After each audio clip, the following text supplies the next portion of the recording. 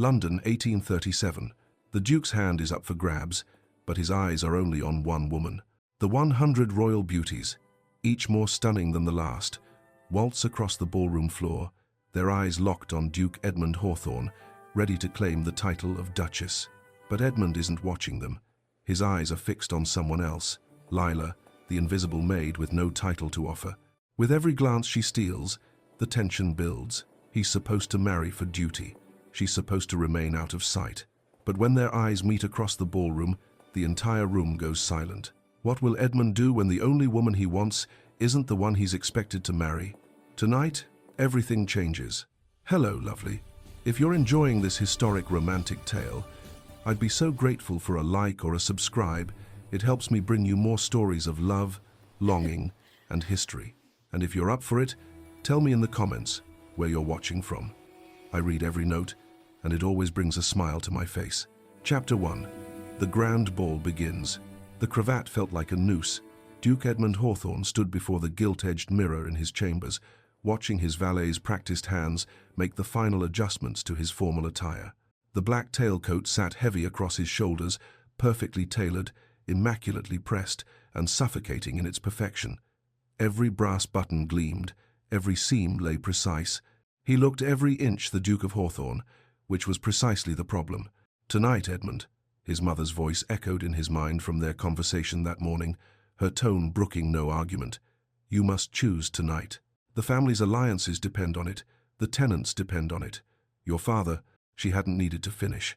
His father's memory hung between them always, a weight Edmund had carried since he was 22 years old. "The Hawthorne name means something, my son." His father's voice was weaker in memory than it had been in life, ravaged by the illness that had taken him too soon. Edmund could still see him in that bed, once strong hands clutching the coverlet. "We are stewards, not just of land and title, but of the people who depend on us.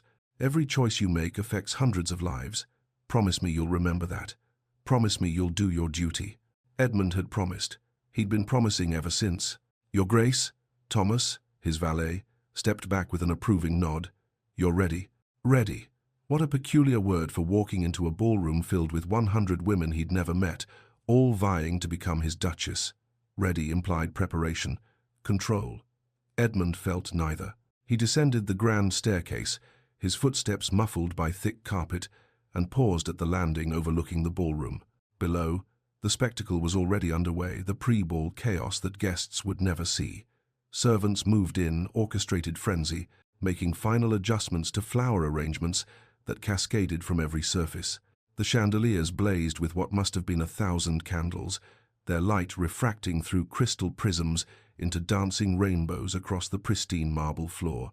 And there, in the center of it all, on her knees with a scrub brush, was a young woman he didn't recognize. Lila Harrington had been working in the Hawthorne household for 3 years, though Edmund would have been hard-pressed to recall her name if asked that morning. She was simply part of the machinery that kept the estate running invisible, as good servants were meant to be. But something made him pause now. Perhaps it was the efficiency of her movements, the way her capable hands worked the brush in steady, practiced circles. Or perhaps it was the moment when a younger maid, barely more than a child, stumbled past with an enormous vase of hothouse roses, clearly overwhelmed. Lila looked up immediately. "Annie, wait." Her voice was low, kind. She rose smoothly, setting aside her brush, and took one side of the heavy vase. "Come on then." Together, they carried it to its pedestal, the younger girl's face flooded with relief.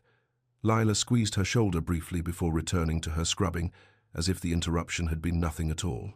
Edmund found himself noting details he had no business noticing. The way a few dark curls had escaped her cap, the calm competence in her expression, the fact that she seemed entirely unbothered by the chaos swirling around her. While others rushed and fretted, she simply worked. "Edmund," his mother's voice, sharp now, pulled him from his observation. The Dowager Duchess of Hawthorne materialized at his elbow, resplendent in deep purple silk that matched her steely determination. "Stop lurking. Our guests will arrive within the hour." "I'm not lurking. I'm observing." "You're avoiding." But her expression softened slightly, one gloved hand touching his sleeve. "I know this isn't easy, but your father—" "I know what father wanted." The words came out sharper than he'd intended. He softened his tone. "I know what's expected, Mother. I'll do my duty." Something flickered in her eyes, concern perhaps, or regret, but it vanished beneath her practiced composure. "I only want you to be happy, Edmund. A good match can bring both duty and happiness." He nodded, not trusting himself to speak. They both knew she was wrong. Duty and happiness were two horses pulling in opposite directions, and tonight he would choose the path that led away from his own desires and toward the future his title demanded. The guests began arriving precisely at 8 o'clock. Edmund stood in the receiving line, his face aching from maintaining a pleasant expression as his chamberlain announced each arrival with theatrical flourish. Lady Isabella Worthington, daughter of the Earl of Somerset, with a dowry of £40,000 and connections to the shipping industry. And on it went. 100 women, each more spectacular than the last, each representing alliances, wealth, political advantage. The ballroom filled with the rustle of silk and satin, the glitter of diamonds and sapphires, the overwhelming cloud of competing perfumes rose, and jasmine and something cloying that made Edmund's eyes water. Lady Catherine Ashford, daughter of Viscount Ashford, renowned for her beauty and accomplishments in watercolor painting. Lady Catherine was indeed beautiful, golden-haired, blue-eyed, with the kind of delicate features that belonged in a portrait. She curtsied with practiced grace, her smile sweet and vacant as summer sky. "Your Grace, what an honor." Edmund bowed.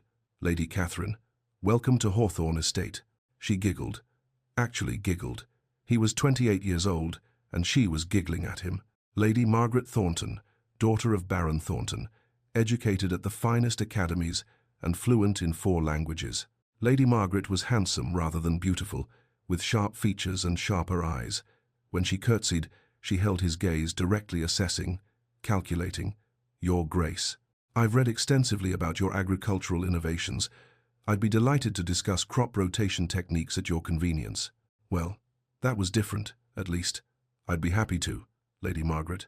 Lady Vivienne Blackwell, daughter of the late Earl of Blackwell, heiress to the Blackwell fortune and renowned for her wit and charm. When Lady Vivienne rose from her curtsy, Edmund felt the calculation in her gaze, even as her smile radiated warmth. She was stunning, dark-haired, dark-eyed, with the kind of beauty that drew every eye in the room. But it was her intelligence that struck him most. Here was a woman who knew exactly what she wanted and exactly how to get it. "Your Grace." Her voice was pitched perfectly, not too eager, not too cool. "Thank you for this opportunity. I'm sure the evening will be illuminating." There was something in the way she said it, as if she could already see the future and was merely waiting for everyone else to catch up. The orchestra struck up a waltz as the final guests arrived. Edmund led Lady Catherine to the floor for the first dance, as protocol demanded. She was light in his arms, speaking breathlessly about the weather, the flowers, the magnificence of the estate. He made appropriate responses while his mind wandered. Over her shoulder, he caught glimpses of the servants maintaining the spectacle, refreshing champagne, adjusting candles, ensuring everything ran seamlessly. And there, moving through the shadows along the wall, was the young woman from earlier, Leela. She carried a tray of empty glasses, her movements economical and sure. She was no longer in her work dress but in the simple black uniform all the serving staff wore, plain, unadorned, designed to help her fade into the background. Yet something about her presence drew his eye again and again. The dance with Lady Catherine ended. He moved to Lady Margaret next, then to a Lady Caroline, someone whose name he immediately forgot. Each woman blurred into the next, all accomplishments and practiced charm, all performing the elaborate dance of courtship with varying degrees of skill. Lady Vivienne proved the most engaging. When his duty brought him to her side, she surprised him with genuine conversation. "Tell me, Your Grace, do you enjoy these spectacles, or do you find them as exhausting as I do?" He hesitated, caught off guard by her directness. "They serve a purpose, diplomatic." Her smile was knowing. "I'll take that as exhausting then. Don't worry, your secret is safe with me." She was clever, dangerously so. She would make an excellent duchess, he thought distantly. She understood the game and played it better than anyone in the room. But even as they danced, even as she charmed and maneuvered with expert precision, Edmund's gaze kept drifting to the periphery. Lila was collecting glasses near the refreshment table when it happened. Her practical shoes, so different from the delicate slippers of the guests, caught on the edge of a carpet. She stumbled, the tray tilting dangerously. Edmund's breath caught. 100 expensive crystal glasses about to shatter across the marble floor. The humiliation, the disruption.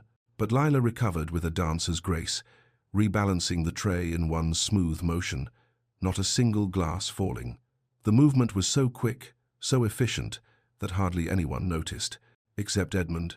Their eyes met across the crowded ballroom, just for a moment, just long enough for him to see that her expression held neither the awe he was accustomed to nor the ambition he'd seen in every other woman tonight.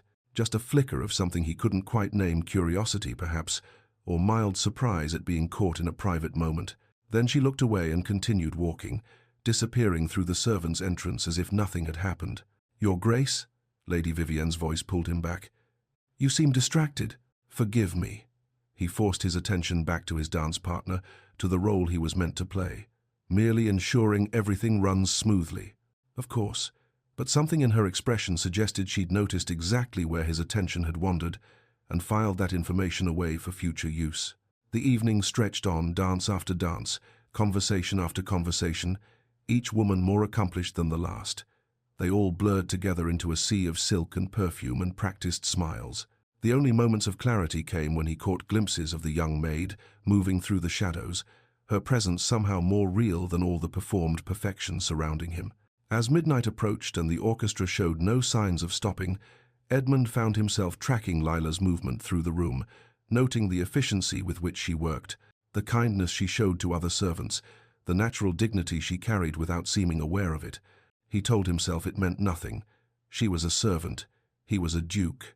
Tonight was about duty, about choosing a suitable bride who could help him fulfill the promises he'd made to his dying father.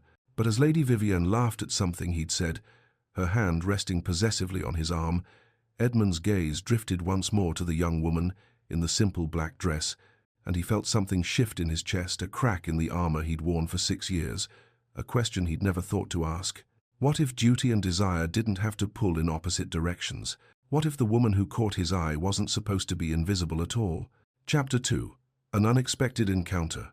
Edmund couldn't breathe. The ballroom had become a prison of silk and perfume, the air thick with expectations and the cloying scent of too many flowers. Lady Catherine had cornered him near the punch bowl to discourse at length about the arrangement of the roses. Lady Margaret had quizzed him on tariff policy with the intensity of a parliamentary inquiry, and Lady Vivienne had been watching him with those dark, knowing eyes, as if she could read every thought that crossed his mind. He needed air. He needed silence. He needed to escape before he did something unforgivably rude like fleeing his own ball. Edmund slipped through the terrace doors with the practiced ease of a man who'd spent his youth avoiding social obligations. The cool night air hit him like a benediction, and he sucked in a deep breath, his hands already working at his cravat. The silk unwound with blessed relief, and he loosened his collar, letting the breeze cool his overheated skin. The terrace overlooked the gardens, his mother's pride, though Edmund had always preferred the wilder woods beyond the manicured lawns. Moonlight painted everything silver and shadow, softening the rigid lines of the formal parterres into something almost mysterious. That's when he heard the voice. 100 women, and not one of them, asked him what he actually wanted. Just performed like trained birds, each one prettier than the last, each one more accomplished. Edmund froze.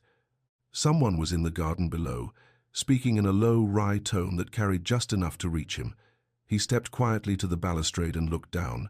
There, sitting on the low stone wall that bordered the rose garden, was Lila Harrington. She'd removed her practical shoes and was rubbing one stockinged foot with both hands, her face tilted toward the moon. Her cap had been discarded on the wall beside her, and those escaped curls he'd noticed earlier now framed her face in the moonlight. Poor man probably feels like a prize bull at auction, she continued to herself, a habit of solitude. Though, I suppose that's what comes of being born to all this. Still seems a dreadful way to find happiness. Then again, what do I know? I choose my shoes based on how long they'll last, not how they look at a ball. Despite everything, the weight of the evening, the pressure, the suffocating expectations, Edmund smiled. Then the smile became a chuckle, and before he could stop himself, he was laughing. Lila's head snapped up. Even from this distance, he could see her eyes widen in horror. "Please," Edmund called down, descending the terrace steps before she could flee. "Don't go." She was already reaching for her shoes, trying to stand, her face flushed with mortification. "Your Grace, I didn't realize I would never have." "I know." He reached the bottom of the steps, holding up one hand in a gesture he hoped was reassuring. "That's rather the point, isn't it? You didn't know I was there, so you were being honest." Lila clutched her shoes to her chest like a shield, her eyes darting toward the servants' entrance, as if calculating her escape route. "I spoke out of turn. It was disrespectful. I apologize." It was refreshing. Edmund surprised himself with the admission. "Please, sit. You were rubbing your feet. They must ache after tonight." "Your Grace, I couldn't possibly." "Consider it an order, then, if that makes it easier." He gestured to the wall. "I won't have you standing on sore feet on my account." After a moment's hesitation, Lila sat, though she perched on the very edge of the wall as if ready to bolt at any moment. Her hands twisted the shoes in her lap, and she kept her gaze lowered in a way that suggested years of training in proper deference. Edmund leaned against the opposite wall, maintaining a respectful distance. "What's your name?" "Lila, Your Grace. Lila Harrington." "How long have you worked at Hawthorne Estate, Miss Harrington?" 3 years, Your Grace." Her voice was careful, measured. This wasn't the same person who'd been speaking so freely moments ago. Edmund tried a different approach. "You mentioned choosing shoes based on how long they'll last. Do you apply that philosophy to other decisions?" A ghost of a smile flickered across her face. "Most decisions, yes. When you've little margin for error, practicality matters more than appearance." "And you think I should apply the same logic to choosing a wife?" He kept his tone light, curious, rather than offended. Lila looked up then, meeting his eyes directly for the first time. Hers were grey. He noticed the color of morning mist over the lake. "I think—" She paused, clearly weighing whether honesty would cost her position. Then something shifted in her expression, a small rebellion against propriety. "I think it seems a complicated way to choose a companion, Your Grace, like selecting a horse based on how it looks in parade, rather than how it handles the road." The laugh burst out of him again, genuine and surprised. When was the last time someone had been this direct with him? When was the last time someone had treated him like a person rather than a title? "You're not wrong," he admitted, "though I'm not sure my mother would appreciate the comparison." "Your mother wants the best for you." Lila's voice softened. "Even I can see that. She just sees best differently than you might." Edmund studied her curiously. "And how do you see it, Miss Harrington?" She looked away, back toward the moon-silvered garden. "I see the gardens in early morning, before anyone else is awake. There's a rose bush near the east wall, nothing special, not one of your mother's prized varieties, but it blooms faithfully every year. And the scent." She paused, as if surprised by her own poetry. "It's the first thing that makes me smile each day. That's how I see beauty, Your Grace. Not in the performance, but in the quiet moments when something is simply, authentically, itself." Edmund found himself moving closer, drawn by her words. "What else do you find beautiful?" "Work well done, a clean floor, a perfect seam in linens, bread that rises just right." She smiled, self-deprecating. "Simple things. The satisfaction of knowing your hands created something good. I feel that way in the forests." The admission escaped before he could stop it. "When I ride alone through the estate's woods, away from all the expectations and obligations. That's when I feel most like myself. Then that's where you should spend more time." She said it simply, as if it were the most obvious thing in the world. "It's not that easy. I have responsibilities." "Of course you do. I wasn't suggesting you abandon them." Lila adjusted her shawl against the evening breeze, the movement unconsciously graceful. "Only that perhaps you shouldn't abandon yourself entirely in service to them." Edmund watched the moonlight play across her features, the thoughtful set of her mouth, the intelligence in her eyes, the capable hands that had worked all evening without complaint. He noticed the graceful line where her neck met her shoulder, the wisps of dark hair curling against her skin, and felt something stir in his chest that had nothing to do with duty. He pulled his focus back sharply. This was dangerous territory. The sound of distant music and laughter drifted from the ballroom, a reminder of the world waiting for him, of the 100 women performing their courtship dances while he stood in the garden talking philosophy with a maid. "Edmund," Lady Catherine's voice called from the terrace, high and plaintive. "Edmund, are you out here? You promised me the supper dance." Lila was on her feet immediately, shoes forgotten as she curtsied with practiced precision, The walls came up so quickly it was like watching a door slam shut. "You should return to your guests, Your Grace. They'll be wondering where you've gone."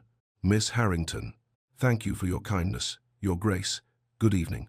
Her tone was perfectly proper now. All traces of the woman who'd spoken about roses and bread rising vanished beneath the servant's mask. She retrieved her shoes and disappeared toward the servant's entrance before he could find words to stop her, moving with that same efficient grace he'd noticed earlier. Edmund watched her go, feeling the loss of something he couldn't quite name. "There you are." Lady Catherine appeared at the top of the terrace steps, resplendent in pink silk that caught the moonlight. "I've been searching everywhere. The supper dance is about to begin, and Mother says it's frightfully rude to miss it." Edmund climbed the steps slowly, his cravat still loose around his neck. "My apologies, Lady Catherine. I needed some air." "Oh, I quite understand. It is rather warm inside, isn't it?" She tucked her hand into his arm possessively as they re-entered the ballroom. "But you're here now, and that's what matters. Did you know that Lady Margaret was just telling everyone about her time in Paris? She's so dreadfully pretentious, don't you think?"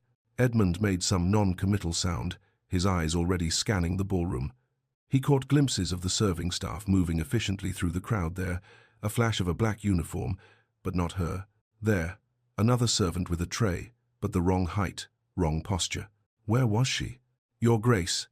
Lady Vivienne materialized at his elbow as the supper dance ended, her timing impeccable as always. Lady Catherine had been claimed by another partner, leaving him momentarily alone. "You seem distracted this evening."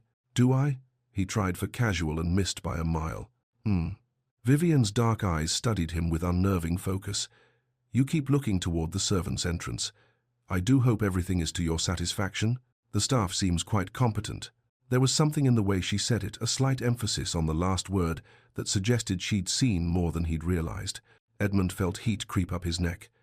"Everything is perfectly satisfactory, Lady Vivienne. I'm glad to hear it." She smiled, and it was dazzling, the kind of smile that had probably launched a dozen courtships. "I was hoping we might have a moment to speak, privately. I have some thoughts about agricultural improvements that might interest you. Lady Margaret mentioned your innovations, and I've done some reading on modern techniques." She was good. Edmund had to give her that. Where Lady Catherine giggled and Lady Margaret interrogated, Vivienne charmed. She made conversation seem effortless, finding topics that engaged him, asking intelligent questions, demonstrating her suitability as a partner in ways both subtle and overt. She would make an excellent duchess. She had all the right qualities, all the proper accomplishments. She understood the game and played it with masterful precision. But even as she spoke about crop rotation and drainage systems, even as she laughed at his jokes and touched his arm with practiced familiarity, Edmund found himself comparing her calculated performance to Lila's unguarded honesty, like selecting a horse based on how it looks in parade rather than how it handles the road. Vivienne was spectacular in parade, but something about the evening's encounter had left Edmund wondering what mattered more, the performance or the truth beneath it. "Your Grace," Vivienne's voice held a note of concern. "You've gone quiet again." "Forgive me." Edmund forced his attention back to her. "It's been a long evening." "Of course. Perhaps you should retire soon. You'll need your energy for the days ahead." Her smile turned, knowing. "After all, you have quite a decision to make," as if he needed the reminder. The night wore on, but Edmund's thoughts kept drifting back to the garden, to a young woman who'd spoken about roses and bread rising and being authentically oneself, to a conversation that had lasted perhaps 10 minutes, but had felt more real than the entire evening of practiced courtship. When he finally retired to his chambers well past midnight, Edmund stood at his window looking out over the moonlit gardens. Somewhere in the servants' quarters below, Lila Harrington was probably already asleep, exhausted from a long night's work, unaware that she'd cracked something open in him that he wasn't sure how to close, or if he even wanted to. Chapter 3. The Seed of Doubt. 2 weeks after the ball, Edmund found himself standing outside the library for the third time that morning, inventing reasons to enter. He'd already taken tea with Lady Catherine, a torturous hour of discussing her watercolors and her mother's prize-winning roses. He'd ridden through the estate with Lady Margaret, who'd spent the entire time critiquing his land management practices with the enthusiasm of a military strategist. And he'd endured an evening of cards with Lady Vivienne, who'd been charming, witty, and so perfectly suitable it made his teeth ache. He was trying, God knew he was trying. But every conversation felt like wading through treacle, and every smile felt painted on. At night, he lay awake thinking not of any of the accomplished women courting him, but of a garden conversation about roses and practicality and being authentically oneself. It was absurd. It was inappropriate. It was consuming him. Edmund pushed open the library door with more force than necessary, prepared to pretend he needed a specific volume on estate management. The excuse died on his lips. Lila Harrington sat curled in the window seat, completely absorbed in a book. Sunlight streamed through the leaded glass, turning the dust motes around her into dancing gold, catching the dark curls that had once again escaped her cap. She tucked her feet beneath her practical shoes abandoned on the floor, and her lips moved slightly as she read, forming words, savoring them. She looked utterly at peace. More than that, she looked transported, as if the library and the estate and her station in life had all fallen away, leaving only her and whatever world existed on those pages. Edmund's breath caught. He should leave. He should turn around and walk out before she noticed him, before this became something it shouldn't be. Instead, he stepped inside and closed the door. The soft click made Lila's head snap up. Her eyes widened, and she scrambled to stand, the book tumbling from her lap. "Your Grace." "I didn't. I was just—" She bent to retrieve the fallen volume, trying to hide it behind her back. "I apologize. I know I shouldn't be in here during—" "What are you reading?" Edmund crossed the room before his better judgment could stop him. "Nothing. It's nothing important, Miss Harrington." He kept his voice gentle. "I'm not going to reprimand you for reading. I'm genuinely curious what held your attention so completely you didn't hear me enter." She hesitated. That same internal war he'd seen in the garden playing across her face, propriety versus honesty. Finally, slowly, she held out the book. It was a collection of poetry, the leather binding worn soft with age and handling. Edmund recognized it as one from his father's personal collection, not the formal library. "Wordsworth," he said, surprised. "A former employer taught me to read." The words came out defensive, as if she expected judgment. "Mrs. Blackwood, at my second posting, she said it was a crime that anyone should go through life without books. She taught me letters, then words, then—" Lila's expression softened, lost in memory. "Then she gave me this, said every person should own at least one book that speaks to their soul. And Wordsworth speaks to yours? The poem's about nature, about finding peace in simple things, yes." She met his eyes, and something in her gaze turned fierce, passionate. "He writes about daffodils and lakes and solitary walks, as if they matter as much as grand ballrooms and titles, as if beauty can exist in ordinary places, for ordinary people." Edmund reached for the book, and she handed it to him, their fingers brushing in the exchange. He paged through until he found the poem she'd been reading, marked by a frayed ribbon. "Lines written a few miles above Tintern Abbey." He read aloud, that best portion of a good man's life, his little, nameless, unremembered acts of kindness and of love. "Yes." Lila's voice was barely above a whisper. "Everyone focuses on the grand gestures, the important decisions. But Wordsworth understood that life is built from small moments, the kindness that costs nothing, the love that expects nothing in return." She paused, then added quietly, "The books I was never supposed to read but did anyway." Edmund looked up from the page, struck by the intelligence in her eyes, the thoughtfulness of her interpretation. "I've read this poem a dozen times and never saw it that way. I always focused on the nature imagery, the philosophical musings. But you're right, it's about the small, quiet things that shape us." A smile tugged at her lips. "Perhaps because you've never had to find meaning in small things, Your Grace. When your life is large by design, the grand gestures come naturally. And yours isn't large? My life is exactly the size I've made it, no smaller, no larger." She said it without self-pity, simply stating fact. "Tell me about it," Edmund found himself saying. "Your life, the parts between the poetry and the scrubbing floors." Lila shook her head. "Your Grace, I should return to—" "Please." The word came out more urgently than he'd intended. "I'm asking, not as a duke to a servant, but as someone who'd like to know." Something shifted in her expression, surprise perhaps, or the first crack in her careful walls. She sat back down on the window seat, and Edmund took the chair opposite, the book resting between them like a bridge. The story came slowly at first, then faster as the telling gained momentum. Orphaned at 12 when her mother died of fever, her father disappearing into his grief and debts soon after. 3 households, the first harsh, the second kind, this one fair. Learning to read at 14, discovering a whole world beyond her station. Dreams she'd never spoken aloud, seeing the ocean someday, understanding why poets wrote about it with such longing. Edmund listened and found himself sharing in return. The loneliness of his position, the weight of the Hawthorne name, the feeling that everyone saw the Duke but no one saw Edmund. "I've been surrounded by people my entire life," he admitted, "but I've never felt truly known by anyone." "That's because they're looking at your title, not your face," Lila spoke with unexpected conviction. "It's like reading only the cover of a book and thinking you've understood the story. And you? Do you see my title?" She considered this carefully. "I see both. The title is part of who you are. You can't separate yourself from it any more than I can separate myself from being a maid. But it's not all of who you are. What else do you see? A man who loves his forests more than his ballroom. A man who loosens his cravat the moment he thinks no one's watching. A man who laughed at being compared to a prize bull instead of taking offense." Her eyes held his, a man who's trying very hard to do what everyone expects, even when it's making him miserable. The observation landed like a blow, not painful, but stunning in its accuracy. Edmund stood abruptly, needing to move, and found himself at the bookshelf. He pulled down a volume at random, another poetry collection. "What about this one? Have you read Coleridge?" Lila rose and crossed to stand beside him.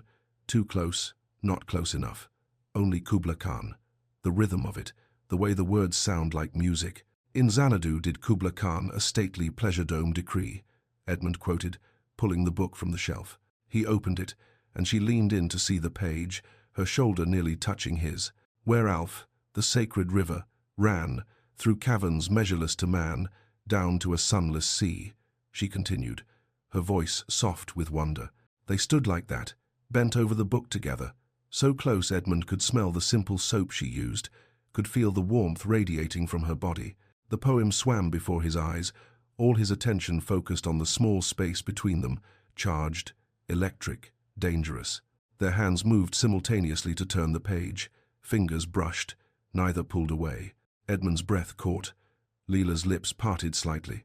For a moment that stretched into eternity, they stood frozen, the book forgotten, drawn together by something neither seemed able to name or resist. Then Lila sucked in a sharp breath and stepped back, breaking the spell. I need to return to my duties." Her voice shook slightly. "Mrs. Henderson will be looking for me. Miss Harrington." "Thank you for the conversation, Your Grace." She curtsied quickly, properly, and fled the library before he could find words to stop her. Edmund stood alone among the books, his heart pounding, his hands still tingling from that brief contact. This was spiraling out of control. This was dangerous. This was... "Edmund?" His mother's voice came from the doorway. "I thought I might find you here." He turned, trying to compose his expression into something neutral. "Mother, I was just looking for company?" The Dowager Duchess entered, her shrewd eyes taking in his flushed face, his disarranged cravat, the poetry volume still open on the table. "Lady Vivienne is in the morning room. She mentioned hoping to speak with you about the Harvest Festival." "Of course." Edmund closed the book with more force than necessary. "I'll join her shortly." "Edmund," his mother's voice softened, and she crossed to place a hand on his arm. "I know this isn't easy. Choosing a wife, building alliances, it feels cold, calculated. But these decisions matter, not just for you, but for everyone who depends on us. I know. Your father understood that. When he married me, it wasn't a love match, not at first, but he did his duty, and love came later. More importantly, his marriage secured the alliances that have kept our tenants fed, our lands prosperous, our people safe." She squeezed his arm gently. "You have a good heart, my son, but the world doesn't run on good hearts alone. It runs on strategic marriages and careful alliances and sacrifices that no one will ever thank you for." Edmund thought of his father's deathbed words, the weight of responsibility, the hundreds of people whose livelihoods depended on the choices he made. "I understand. Do you?" His mother studied his face for a long moment. "Lady Vivienne is an excellent match, intelligent, accomplished, from a good family. Your father would have approved." Edmund nodded, not trusting himself to speak. His mother was right. She was absolutely right. Duty wasn't just about him, it was about tenant farmers and village families and generations of Hawthorns who'd built something worth preserving. But as he left the library to meet with Lady Vivienne, Edmund couldn't shake the memory of Lila's voice, reciting poetry, her interpretation of small, nameless acts of kindness, the way her eyes had lit with passion when speaking about words and worlds beyond her reach. And he couldn't shake the terrible, growing certainty that doing his duty might cost him the only person who'd ever truly seen him. Chapter 4. Crossing Lines. 1 month after the ball, Edmund stopped pretending. "Miss Harrington," he said, finding her in the morning room where she was polishing silver, "I require your assistance in the library." Lila looked up, wariness flickering across her features. "Your Grace? A shipment of books has arrived from London. They need cataloguing." The lie sat awkwardly on his tongue, transparent, inadequate. "I thought, given your love of reading, you might enjoy the task." For a long moment, she simply looked at him. He saw the understanding in her eyes, the acknowledgement of what he was really asking.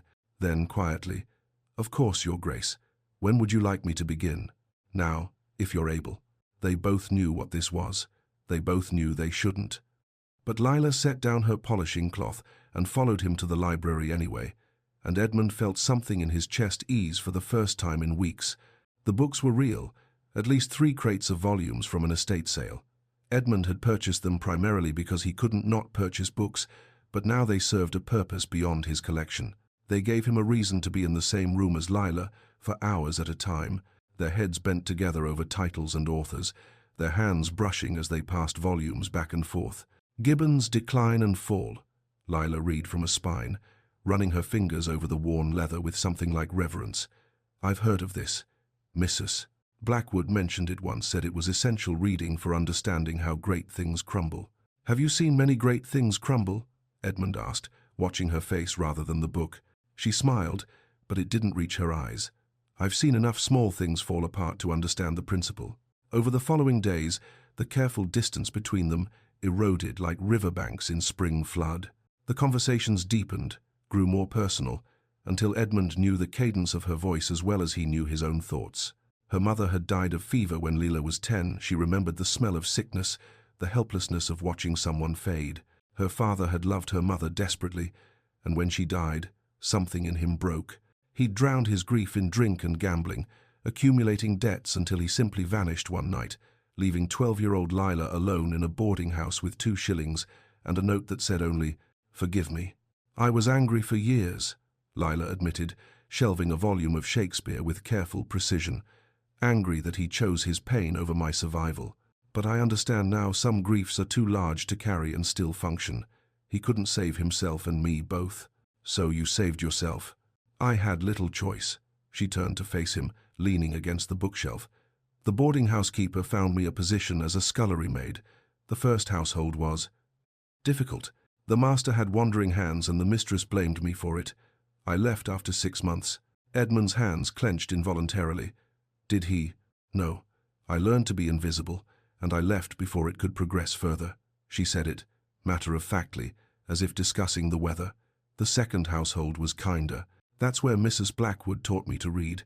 She was elderly, her children grown, and I think she was lonely.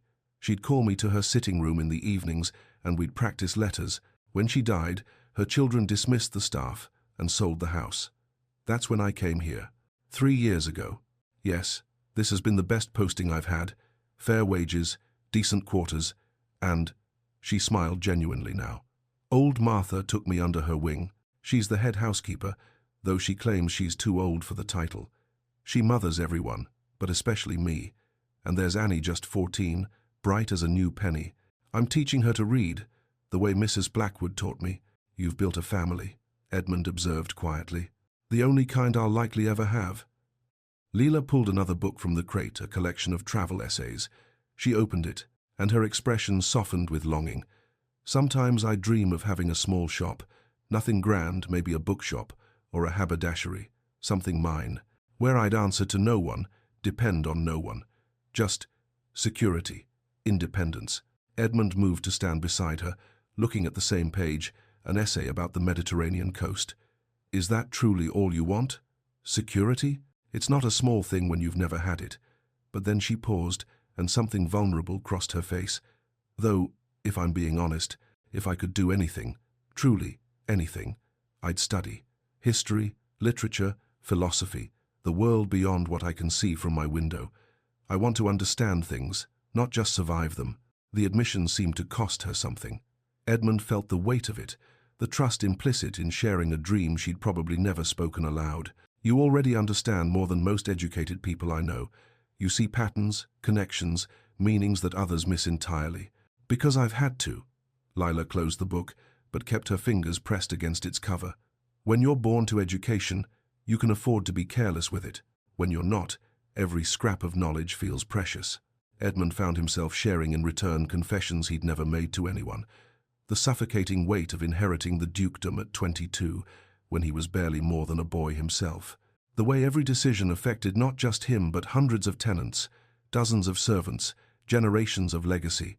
The loneliness of being always Your Grace, never simply Edmund. I don't know if I've ever made a choice for myself, he admitted. Even the things I enjoy reading their approved pastimes for someone of my station. I've never wanted something I was allowed to want, until now. The words hung unspoken between them. They were standing close now, close enough that Edmund could see the flecks of darker grey in her eyes, could count the freckles across her nose that powder would hide if she wore any. The afternoon sun slanted through the library windows, turning everything golden and suspended.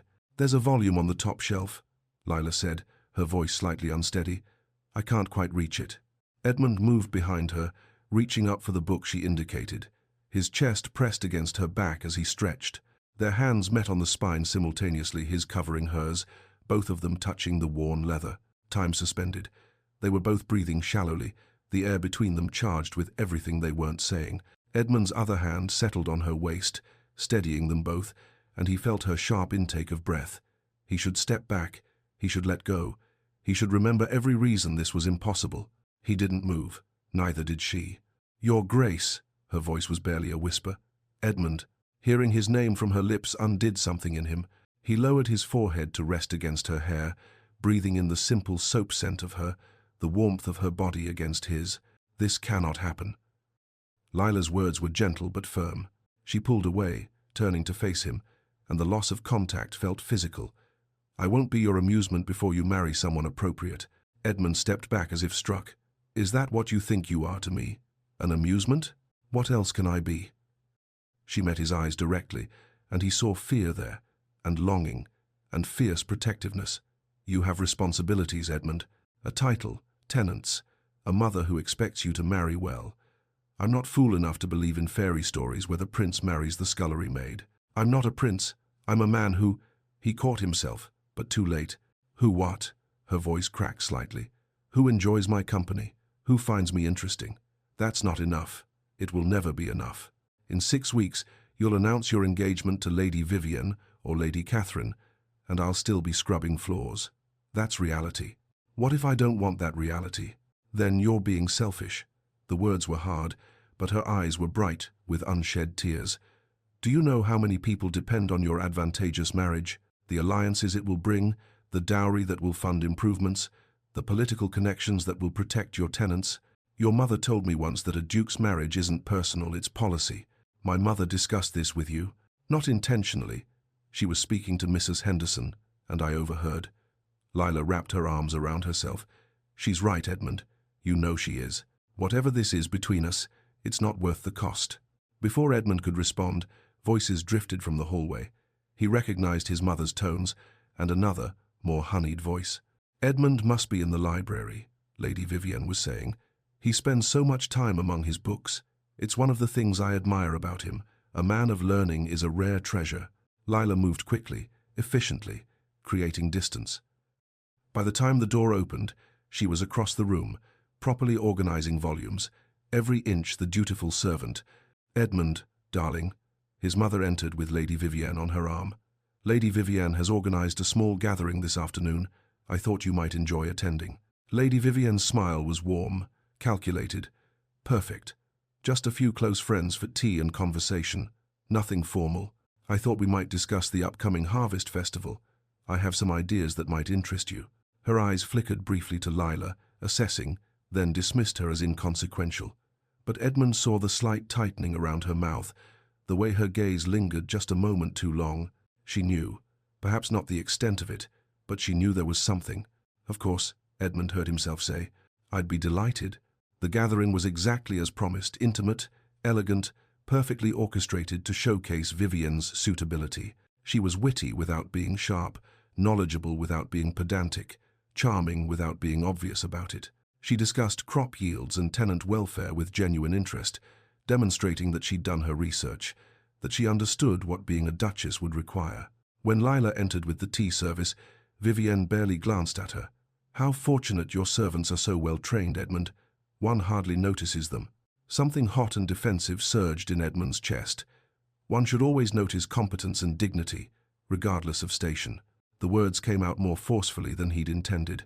Silence fell across the small gathering. His mother's eyebrows rose. Lady Catherine looked confused. Lady Margaret smirked slightly, and Vivienne's eyes sharpened with understanding. Of course, she said smoothly, as if he'd simply made an academic point rather than issued a challenge. I only meant it as a compliment to your household management. Good servants are indeed invaluable. But her gaze followed Leela as she left the room, and Edmund saw calculation settle over her features like a mask. That evening, his mother summoned him to her private sitting room. I've made a decision, the Dowager Duchess announced without preamble. Or rather, I'm asking you to make one. The summer ball is 6 weeks away. I've narrowed the candidates to 3 finalists: Lady Vivienne Blackwell, Lady Catherine Ashford, and Lady Margaret Thornton. You will court all 3 seriously over the coming weeks, and you will announce your choice at the ball. Edmund felt the walls closing in. Mother, this has gone on long enough, Edmund. Your father has been gone 6 years. The estate needs a duchess. The tenants need to see stability. And you, she softened slightly, you need to move forward with your life. Make your choice. Any of the 3 would be suitable. And if I choose none of them? His mother's expression hardened. That is not an option. You have responsibilities, Edmund. It's time you embraced them fully. After she dismissed him, Edmund stood alone in the darkened hallway, feeling the weight of expectation, duty, and his own impossible desires pressing down until he could barely breathe. 6 weeks. He had 6 weeks to choose a bride, to secure the alliances his estate needed, to do what was expected of him. 6 weeks to stop thinking about grey eyes and borrowed books, and a woman who understood him better than anyone ever had, despite every reason she shouldn't. 6 weeks to forget Lila Harrington. He already knew it was impossible. Chapter 5. The Reckoning. 5 weeks of pretending had nearly killed him. Edmund stood in the blue drawing room, watching Lady Catherine pour tea with the delicate precision of someone who'd been trained since birth for exactly this task. She was discussing the upcoming summer ball, her voice bright and inconsequential as birdsong, and Edmund realized with creeping horror that he couldn't remember a single word she'd said in the past hour. Don't you agree, Your Grace?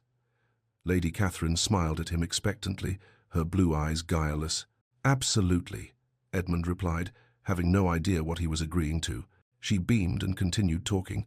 Something about flowers, or perhaps music. It didn't matter. Nothing she said mattered, because she wasn't Lila. And Edmund was beginning to suspect that nothing would ever matter quite the same way again. He'd tried. God, he'd tried. Rides with Lady Margaret, where she'd discussed political theory with the passion of a military strategist. Dinners with Lady Vivienne, where she'd been charming and intelligent and everything a duchess should be. Afternoon teas with Lady Catherine, who was sweet and pretty and utterly, devastatingly boring. All 3 were suitable. Any of them would make an acceptable duchess. And Edmund felt nothing but the hollow ache of missing someone he'd promised himself he'd forget. The moment Lady Catherine's mother arrived to collect her, Edmund fled. He moved through the house without conscious direction, his feet carrying him to the one place that had always offered solace, the conservatory. The humid warmth hit him as he entered, along with the rich scent of soil and growing things. And there, kneeling among the ferns with her hands deep in earth, was Lila. She looked up, startled, and something crossed her face: joy, then pain, then carefully constructed neutrality. Your Grace, I didn't expect anyone. I'm in love with you, Lila. The words escaped before he could stop them, raw and desperate and true. Lila's hands stilled in the soil, her eyes going wide. Don't say that. Her voice was barely a whisper. Please, don't say that. Why? Edmund moved closer, his heart pounding. Because it makes it real. It's already real. I've tried to stop feeling this way. I've spent 5 weeks courting appropriate women, trying to talk myself out of this. I can't. Lila stood slowly, wiping her hands on her apron with methodical precision, her face pale. You think you love me, but you love the escape I represent, the idea of me. In a year, when I'm struggling to learn which fork to use at formal dinners, when your mother won't speak to you and your friends cut you socially, when your political allies withdraw their support, will you love me then? Yes, he said it without hesitation. You can't know that. She wrapped her arms around herself, a gesture of self-protection. What about the tenant families who depend on the alliances your marriage could bring? Lady Vivian's dowry could fund new cottages, improve drainage in the lower fields. Lady Margaret's family connections could secure favorable trade agreements. What about the village improvements, the school you wanted to build? How will you fund those without a strategic marriage? Edmund flinched. She'd been listening, paying attention to his plans, his dreams for the estate. Of course she had. We'll find another way. Will you? Her voice cracked slightly. Or will you grow to resent me when you see your tenants struggling, knowing you chose your own happiness over their welfare? I won't be responsible for you throwing away everything you are for a fantasy. Don't tell me what I feel. Anger surged through him, not at her, but at the world that made this impossible. And don't pretend you're protecting me when you're protecting yourself from disappointment. The accusation hung between them. Lila's eyes filled with tears, and she didn't wipe them away. Yes, she said quietly. Yes, I'm protecting myself. Because I do love you, Edmund. I've loved you since that night in the garden when you laughed at being compared to a prize bull. I love the way you loosen your cravat the moment you think no one's watching. I love that you quote poetry and mean it, that you see your tenants as people, not property. I love you so much it terrifies me. Edmund's breath caught. Hearing her admission was simultaneously the best and worst thing that had ever happened to him. But it's going to destroy me when you marry Lady Vivienne or Lady Catherine, Lila continued, her voice steady despite the tears. At least I'll survive it. I've survived worse. Can you say the same if you throw away your birthright? If you become the Duke who betrayed his family's legacy for a housemaid? I don't care about legacy. You should. The words burst out of her with unexpected force. You think you don't, but you do. I've seen you with your tenants, Edmund. I've watched you take responsibility for their lives, their welfare. That's not obligation, that's love. You love your people, your land, everything your father built. Don't throw it away because I happen to be in the right garden at the right time. The argument was tearing them both apart. Edmund's fists clenched at his sides, every muscle tight with the effort of not reaching for her. Lila's arms remained wrapped around herself, holding the pieces together. Then what do you suggest? Edmund asked, his voice hollow. I marry someone I don't love and pretend you don't exist? Yes. The single word fell between them like a stone. That's exactly what I suggest, because it's the only way forward that doesn't destroy everything you've built. And what about us? There is no us, Your Grace. She used his title deliberately, rebuilding the walls between them. There never was. Just two people who talked in gardens and libraries.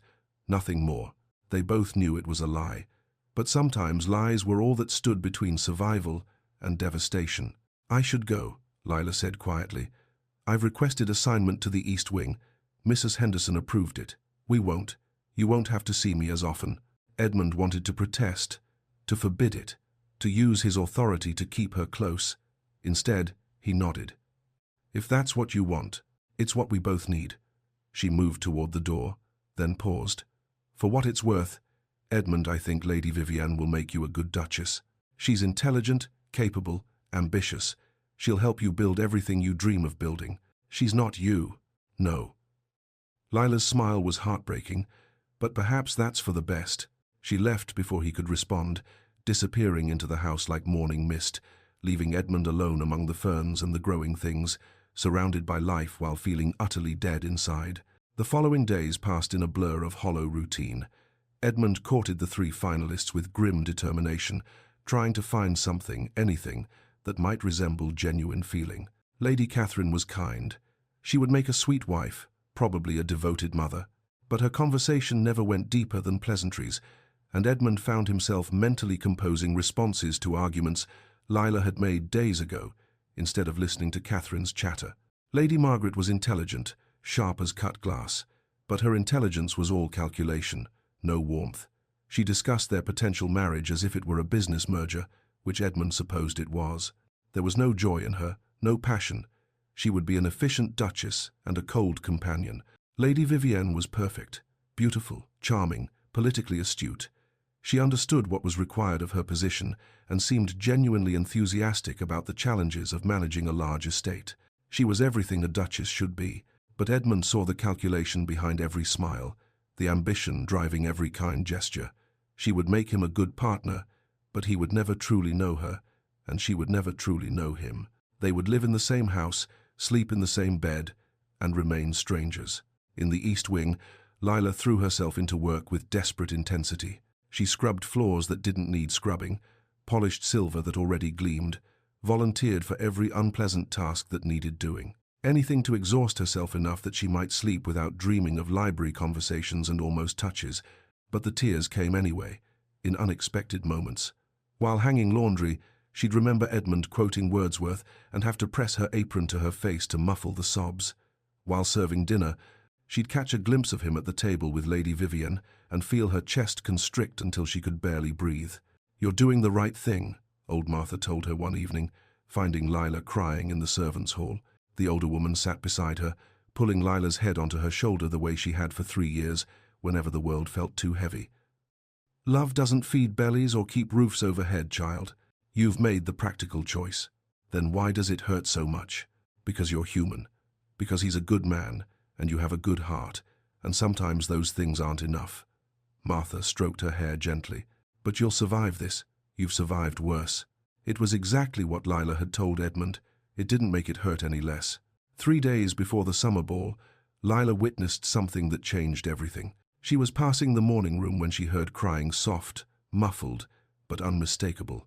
Lila pushed open the door to find Lady Catherine in tears, her normally cheerful face blotchy and miserable. "Lady Catherine?" Lila approached carefully. "Are you unwell?" "I'm fine," Catherine said automatically, then dissolved into fresh sobs. "No, I'm not fine. I'm utterly humiliated." "What happened?" Between hiccuping breaths, the story emerged. Lady Vivienne had invited Catherine for a walk in the gardens, ostensibly as a gesture of friendship among the finalists. Instead, she'd spent the entire time pointing out Catherine's shortcomings, her frivolous conversation, her lack of political knowledge, her inadequacy as a potential duchess. She'd done it sweetly, with concern in her voice, but the message was clear. Catherine didn't belong here. "She's right," Catherine whispered. "I'm not clever like Lady Margaret or sophisticated like Lady Vivienne. I'm just simple. The Duke must think I'm such a fool." Lila found herself sitting beside the noblewoman, offering her handkerchief, speaking words of comfort she didn't entirely feel. "You're not simple. You're kind. That's not nothing. It's not enough, though, is it?" Before Lila could respond, the door opened. Lady Vivienne stood in the doorway, her eyes narrowing as she took in the scene. "How touching," Vivienne said, her voice like honey over steel. The maid comforting the competition. Lady Catherine fled, still sniffling. Vivienne closed the door with deliberate care, then turned to face Lila. "Stay away from the Duke and his prospects," Vivienne said quietly. "You're a servant. Act like one."